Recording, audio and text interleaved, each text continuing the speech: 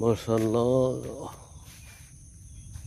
আলহামদুলিল্লাহ। বিশাল বড় মাঠ, ধান আর ধান অনেকটাই পেকে গিয়েছে। এখানে আজকে আমরা দেখতেছি যে ধান ক্ষেতের পাশে যে সামান্য যে জলাবদ্ধতা, ছোট মাছ খাচ্ছে একটি বক। গ্রাম্য মেঠোপথ ধরে হাঁটা বহুদিন পর খুব মজার। আজকে প্রায় 10 বছর পর বা তারও অধিক বেশি সময় হবে যেরকম গ্রাম্য মেঠোপথ দেখা হয়নি।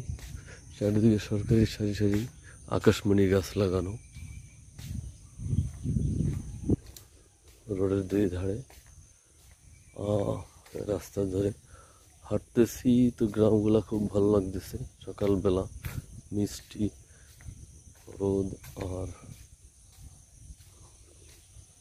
ঠান্ডা হালকা বাতাস, খুবই ভালো লাগছে। যে আপনাদের সকলকে দেখে দিচ্ছি মাঠ ভরা ধান, বড় মাঠ, খুব সুন্দর এক মনোরম দৃশ্য।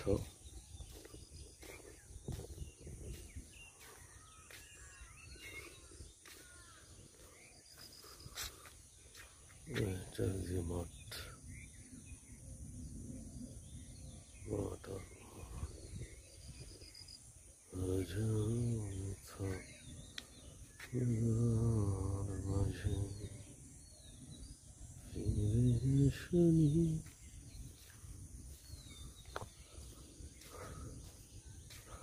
আমি আছি আজকে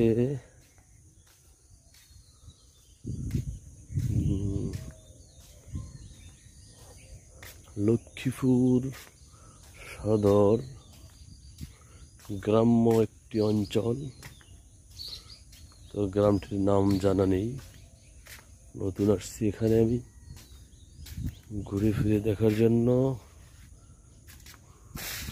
আসলেই গ্রাম্য মেঠোপথ ছোটবেলা দেখেছি, যদিও অনেক জায়গায় এরকম গ্রাম অঞ্চল এরকম মেঠোপথ। সকালবেলা হাঁটতেছি, কোনো লোকজন নেই, খুব সুন্দর এক মনোরম পরিবেশ, নিরিবিলি। এই যে একটা কিচিন্দা ক্ষেত, যেটা আমাদের দেশে একটা দুন্দুল বলে, এক এক জায়গায় এক নামে ডাকি। পিছনে আরেকটা রেখে আসছি। এইদিকে কৃষি চাষাবাদ, গ্রামাঞ্চল।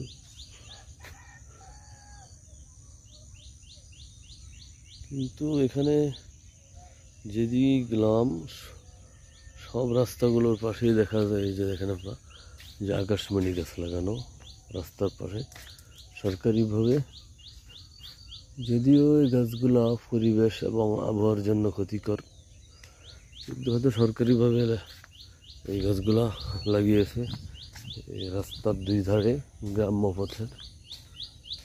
খুব ভালো লাগছে, আলহামদুলিল্লাহ। যদি ভিডিওটা বড় হয়ে যাচ্ছে, এজন্য এখানেই শেষ করে দিতেছি।